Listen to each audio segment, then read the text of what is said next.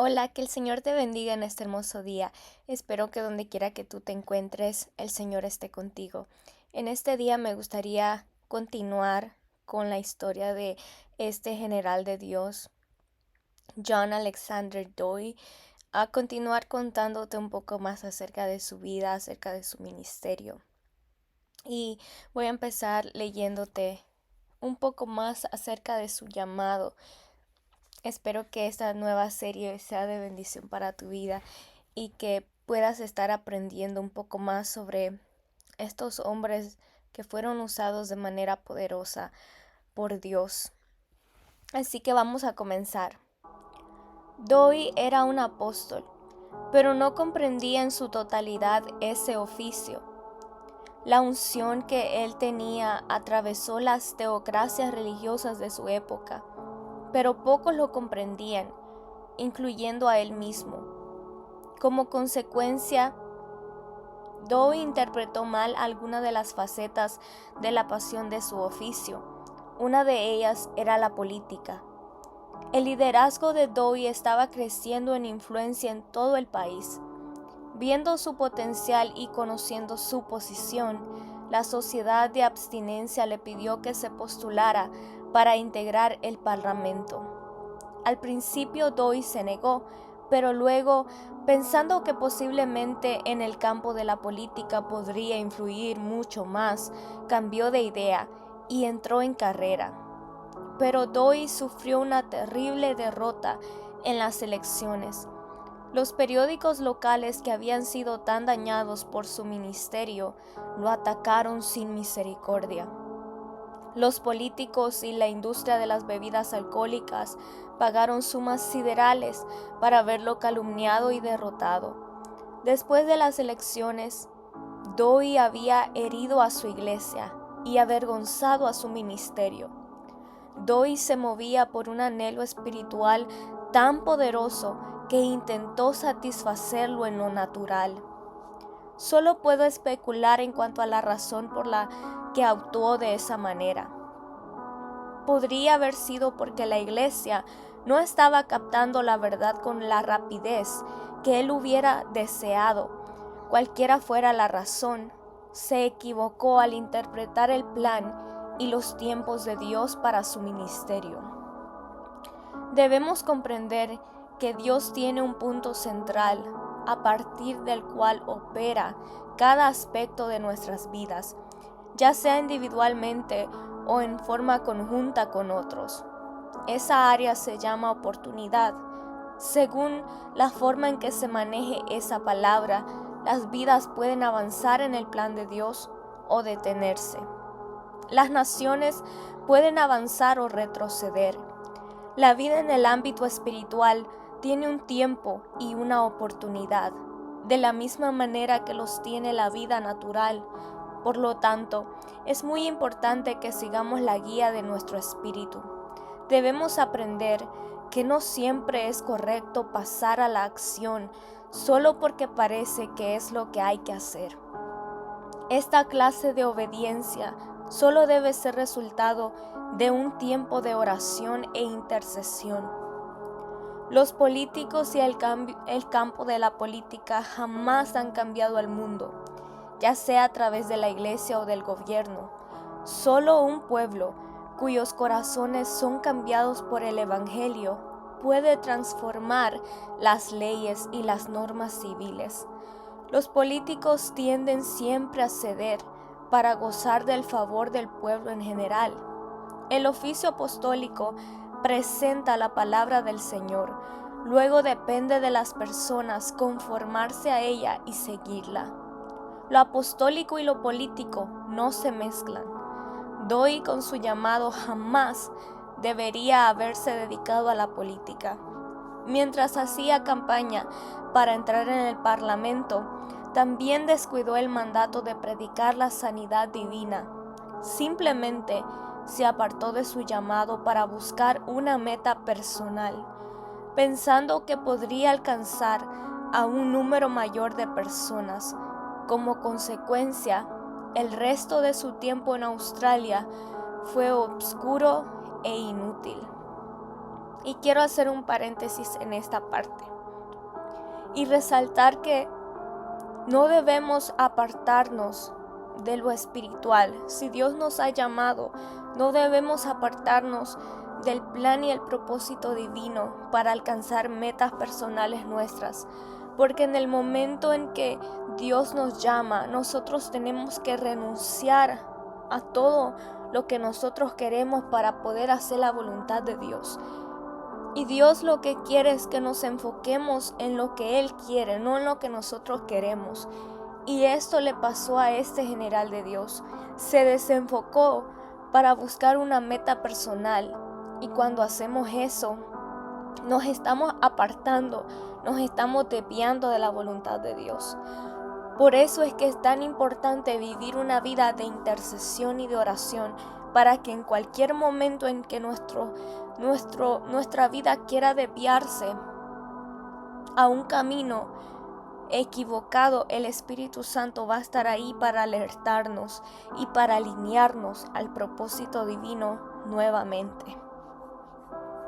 Finalmente, Doi se arrepintió y en 1880 regresó al mensaje de sanidad divina, lo cual le trajo grandes beneficios físicos y espirituales.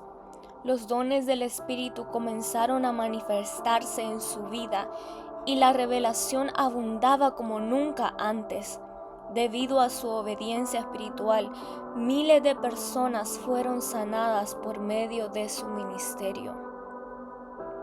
Quiero hacer otro paréntesis en esta parte, porque todo lo que Dios nos da, los dones, es para bendecir a otros, para ser de bendición a otros. Y cuando nosotros queremos huir de ese llamado y no queremos aceptar lo que Dios nos ha dado, debemos de pensar en cuántas personas están siendo afectadas porque nosotros no queremos ejercer el llamado que Dios nos ha hecho. En el caso de Doi, mientras él se apartó, mientras él se desenfocó de su ministerio, habían miles de personas que necesitaban ser sanadas, pero él estaba desenfocado. Y no fue hasta que él volvió a darse cuenta que lo que él tenía era para bendecir a otros, que lo que Dios le había dado era para bendecir a otros. Hasta que él se dio cuenta de eso fue que volvió otra vez a fluir lo que Dios había depositado en él. Y fue cuando él empezó a obedecer que miles de personas comenzaron a sanarse a través de su ministerio. Vamos a continuar. La persecución también abundaba, a tal punto que una vez sus enemigos en el crimen organizado planearon colocar una bomba debajo de su escritorio. La bomba debía explotar a altas horas de la noche, mientras Doi generalmente trabajaba. Pero ese día, Doi escuchó una voz que le decía: «Levántate y anda». A la tercera vez que escuchó esa voz, Doi tomó su abrigo y fue a terminar su trabajo a casa. Pocos minutos después que él llegara a salvo a su hogar, la bomba estalló bajo su escritorio, a varias calles de distancia.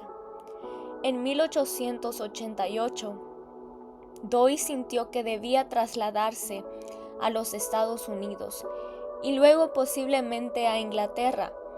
Esta unción se hizo realidad en junio de ese año, mientras pasaba bajo el puente Golden Gate en San Francisco. Los periódicos publicaron la noticia de que Doi iba hacia América y que la gente de todas partes de California venía para ser sanada. De la mañana a la noche, los salones se llenaban de personas que deseaban una audiencia con él, ya que él oraba solamente por una persona a la vez. El reformador tenía una manera única de orar por los enfermos. Él creía fervientemente que nadie podía ser sanado sin primero haber nacido de nuevo y haberse arrepentido de cualquier estilo de vida que fuera contrario al Evangelio. Generalmente se indignaba si captaba mundanalidad en alguna persona que venía para ser sanada. Como consecuencia, al principio de su ministerio, oró por muy pocas personas, pero aquellas por las que oraba eran instantáneamente sanadas. Pronto, Doi comenzó a realizar cruzadas de sanidad por toda la costa de California. Fue en esta época que conoció a María Woodworth Etter, la gran evangelista y ministradora de sanidad, pero se produjo un conflicto entre ellos, y Doi criticó la forma de ministrar de María. Personalmente, creo que esto fue un error trágico de su parte. En nuestras vidas tenemos muchas relaciones, algunas casuales, otras que llegan a ser íntimas, pero las más significativas para el reino de Dios son las relaciones divinas. En cada llamado, sea secular o ministerial, Dios nos envía relaciones divinas que ayudan a fortalecer nuestro andar con Él. Tenemos muchas relaciones casuales, pero muy pocas son las relaciones divinas. Generalmente se las puede contar con los dedos de una mano.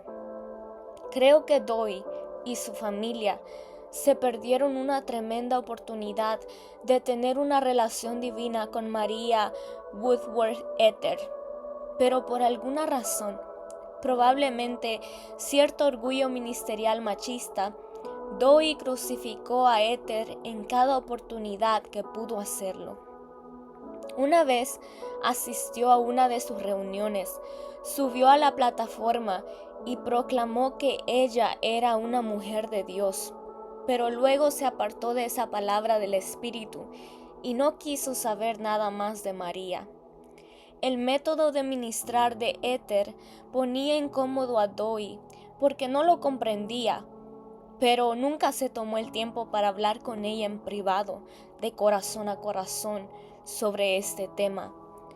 Su preferencia por un estilo determinado de ministerio hizo que descalificara categóricamente a María. Etter también poseía una revelación de sanidad divina, pero tenía más experiencia en trabajar con el Espíritu y tenía la fortaleza espiritual para poder hablar a la vida de Doi. Ella podría haberle indicado cómo vivir en el Espíritu al mismo tiempo que descansaba su cuerpo. Doi tenía un problema en este sentido. Algunas veces trabajaba 43 horas seguidas, movido por su pasión. Por medio de María, podría haberse hecho amigo de otras personas de igual fe y el mismo llamado, haciendo avanzar así su propio ministerio, pero no lo hizo. Como consecuencia, Doi tuvo relaciones solo casuales con algunos de sus seguidores, en lugar de la clase de relación divina que podría haber tenido con otros líderes como él. Creo que es interesante destacar que entrevistó al gran impostor de su época, Jacob, que decía ser Jesucristo. También desafió al famoso ateo Robert Ingersoll a una confrontación, pero nunca dio a la hermana Etter siquiera la cortesía de una conversación. No pierdas las relaciones divinas que puedes tener en tu vida. Siempre habrá colaboradores, pero las relaciones divinas son pocas y aisladas.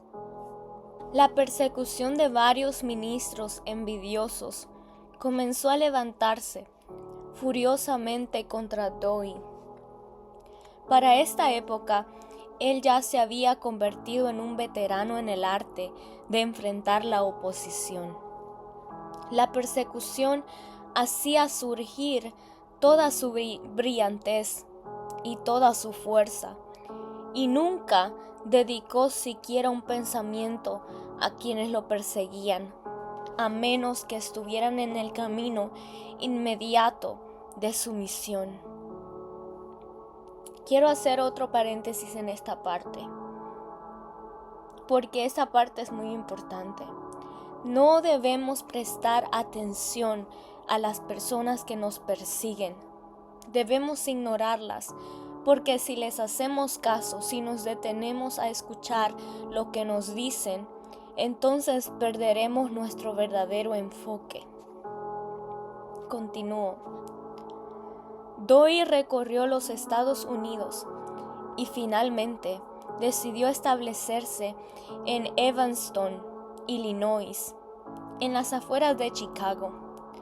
Los periódicos de Chicago lo atacaron amargamente, llamándolo falso profeta e impostor, y declararon con osadía que no era persona deseable en esa ciudad.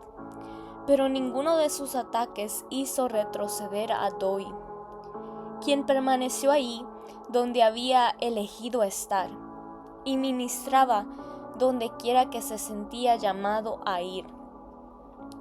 Cierta vez, mientras hablaba en una convención sobre sanidad divina en Chicago, fue llamado a orar por una mujer que estaba muriendo de un tumor fibroide.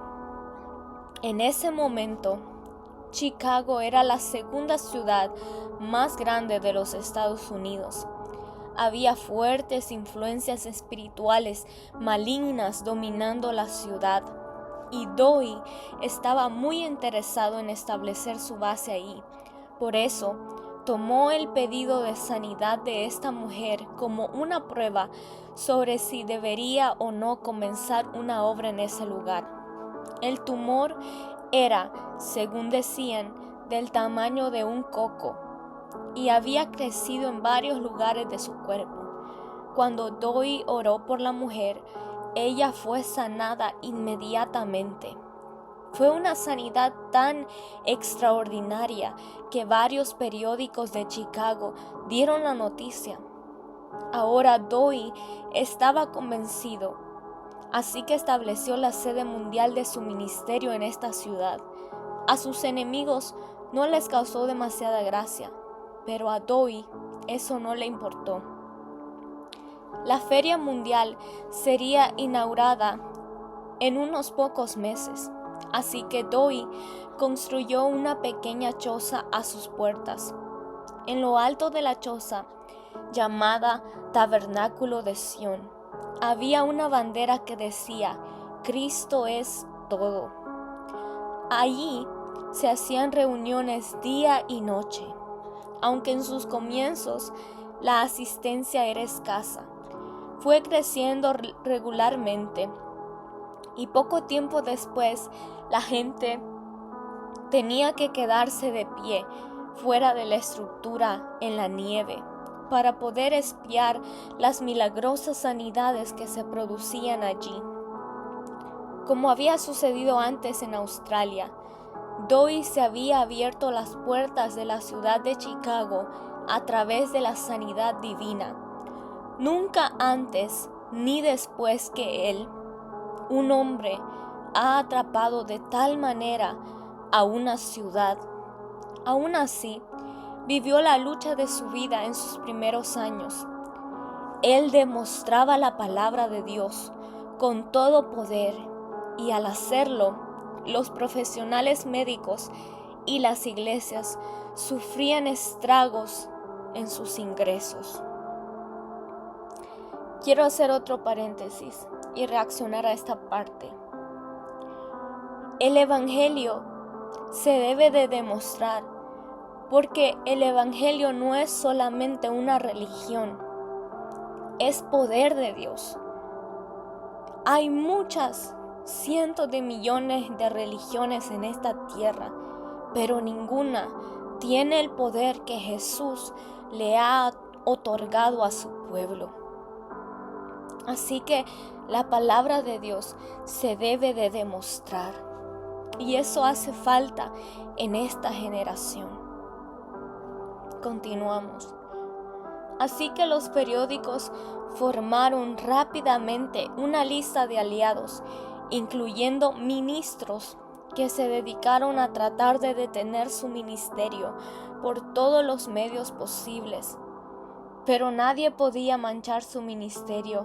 Para desconsuelo de sus rivales, los artículos y las calumnias que se publicaban sin cesar solo lo hacían crecer más.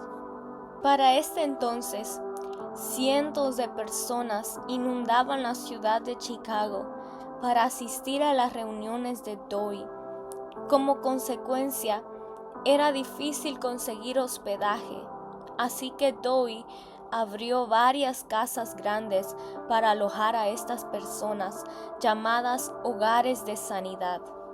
Aquí, los enfermos que habían venido por sanidad podían encontrar refugio y descanso entre los cultos que se desarrollaban en el tabernáculo de Sión.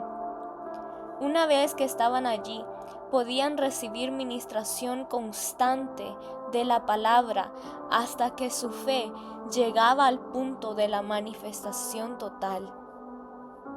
Pero los periódicos, especialmente el Chicago Dispatch, los atacaban sin misericordia y llamaban a estos hogares asilos de lunáticos, además de imprimir todas las mentiras imaginables.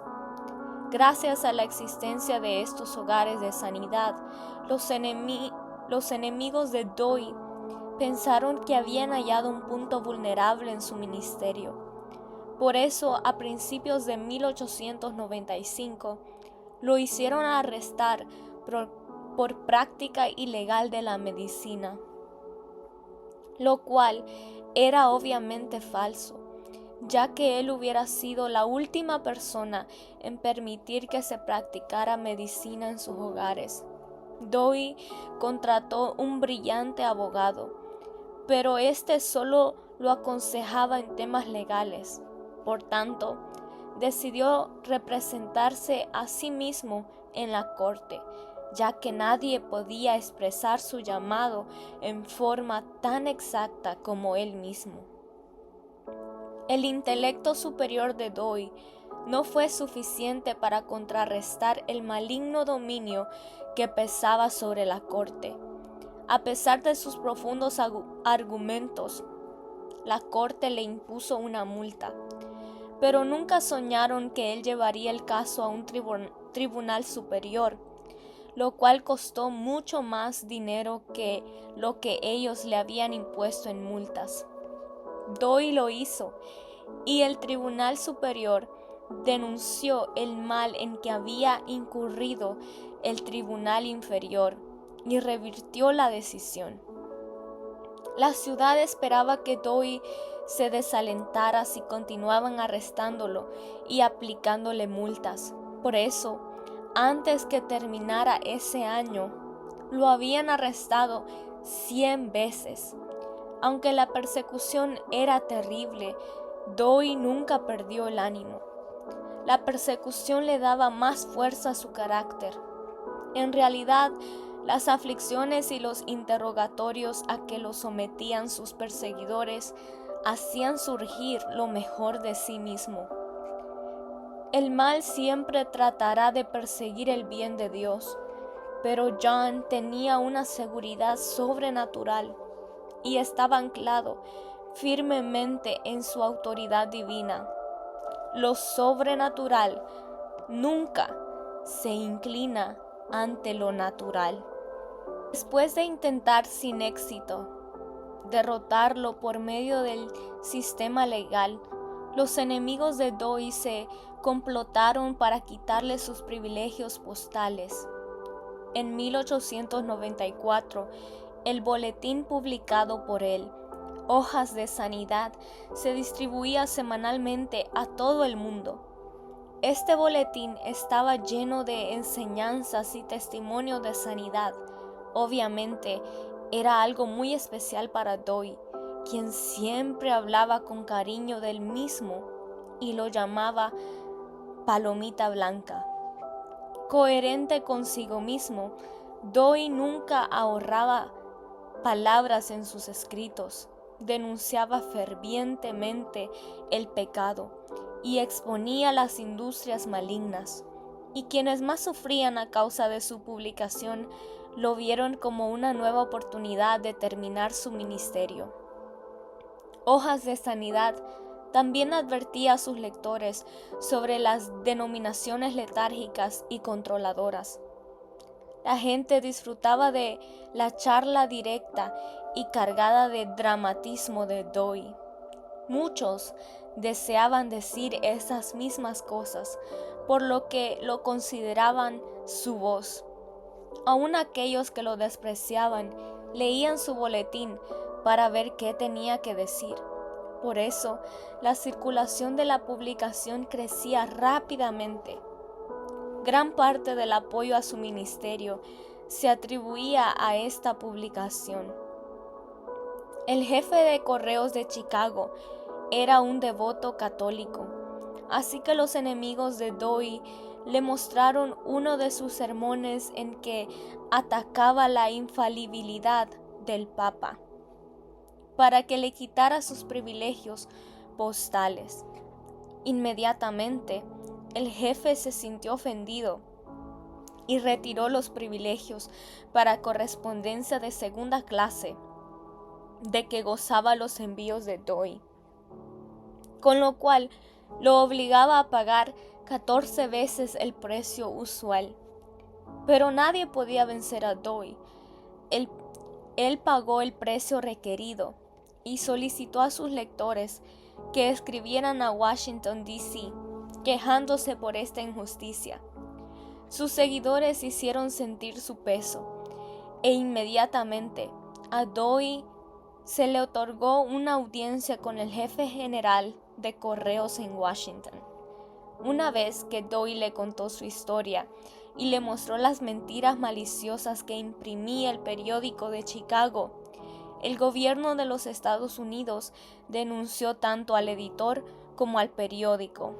En realidad, para 1896, este editor en particular, que era uno de los mayores perseguidores de Dewey, fue enviado a la cárcel por otra acusación y se convirtió en un espectáculo público. Estaba arruinado para siempre.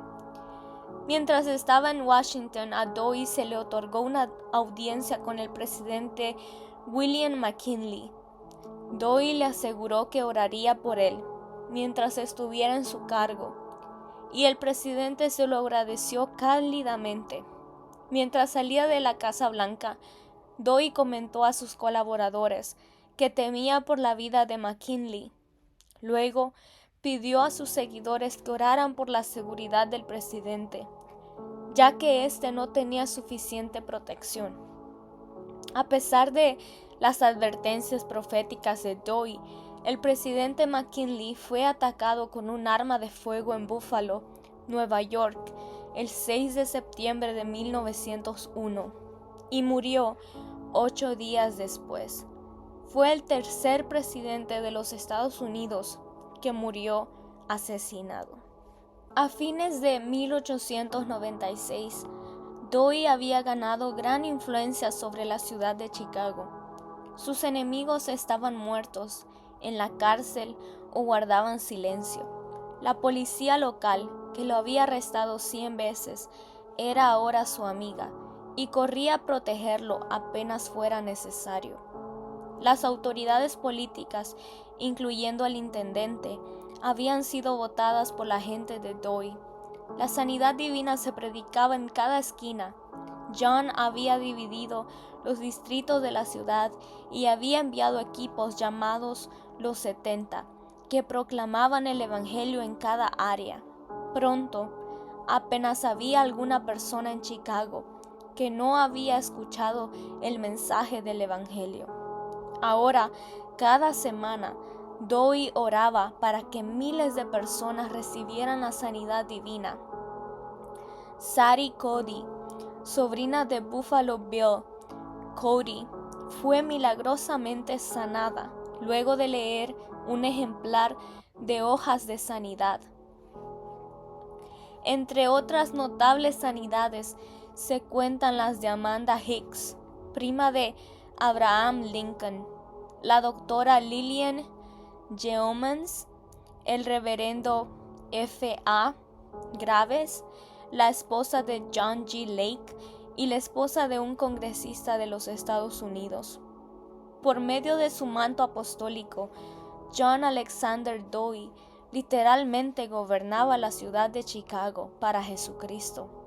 Alquiló el auditorio más grande de Chicago por 6 meses y mudó el gran tabernáculo de Sion a este edificio. Los 6,000 asientos se llenaban en cada culto. Ahora Dowie podía finalmente proseguir con el sueño que hacía tiempo tenía en su corazón: organizar una iglesia sobre los principios apostólicos. El deseo de toda su vida había sido regresar a las enseñanzas y los fundamentos de la iglesia primitiva que se encontraban en el libro de los Hechos.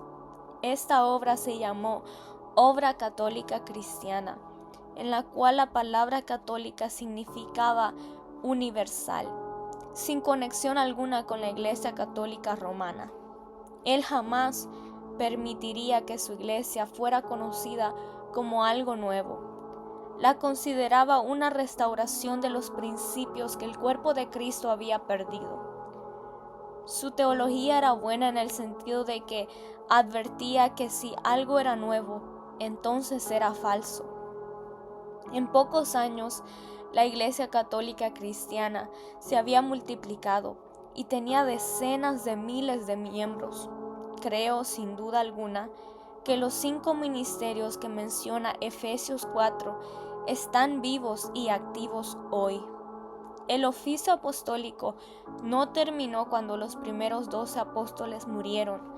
Tampoco permitió Dios que su plan para la iglesia muriera cuando la carne de los apóstoles pereció.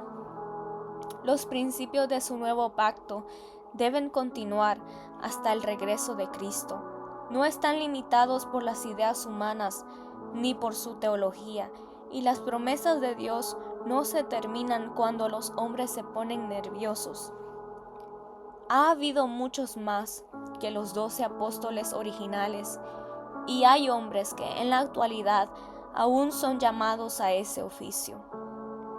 Efesios 2:20 dice que los fundamentos de la iglesia están basados en los apóstoles y profetas, con Jesucristo mismo como piedra angular. El oficio de apóstol trae consigo gran autoridad, y creo que Dios soberanamente elige y equipa a quienes desea para ese puesto. Pero siempre ha faltado conocimiento en lo relativo a la administración de ese oficio. Creo que Dowie fue llamado soberanamente y equipado como un apóstol, y no creo que su ministerio haya fallado, porque él aceptó ese llamado apostólico. Sí creo que a causa de su falta de conocimiento y comprensión, se equivocó al interpretar la forma en que ese oficio operaba espiritualmente. Y creo que esto en sí fue la principal deficiencia que hizo que utilizara mal su autoridad.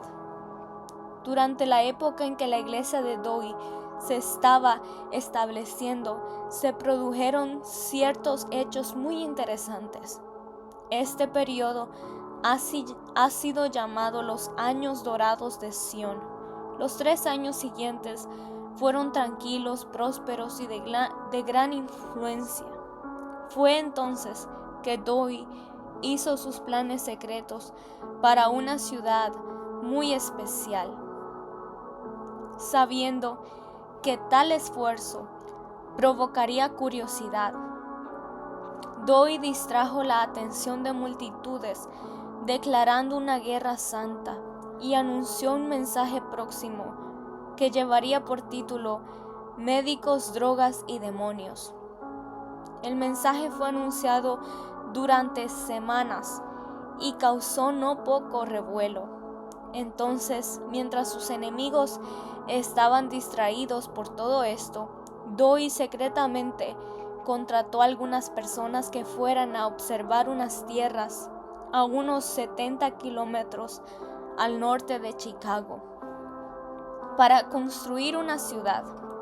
Cuando ellos encontraron 6,600 acres sobre el lago Michigan, Doi se disfrazó de vagabundo para no ser reconocido y recorrió el terreno. Antes que sus enemigos pudieran descubrir lo que estaba sucediendo, el terreno había sido comprado y ya se estaban haciendo los planes decisivos para construir la ciudad de Sion en Illinois. Doi reveló los planes de construcción de Sion en la vigilia de Año Nuevo, el 1 de enero de 1900, cuando inició la Asociación de Inversiones Inmobiliarias Sion. Tanto sus seguidores como el mundo secular elogiaron su capacidad para hacer negocios. Se hicieron subdivisiones y comenzó la construcción. La tierra no se vendería, sino que se daría en alquiler durante un periodo de 1100 años. Los términos de este alquiler prohibían estrictamente la posesión y el uso de tabaco, licor y carne de cerdo dentro de los límites de la ciudad. 2 años después, ya habían casas completamente edificadas y la ciudad estaba tomando forma. Espero que hayas aprendido un poco más en este día sobre este general de Dios. Espera una tercera parte. Espero que esta serie sea de edificación y de inspiración para tu vida y te inspire a buscar más de la presencia de Dios. Que Dios te bendiga en este hermoso día y recuerda, tú puedes ser el próximo que impacte a esta generación. Bendiciones.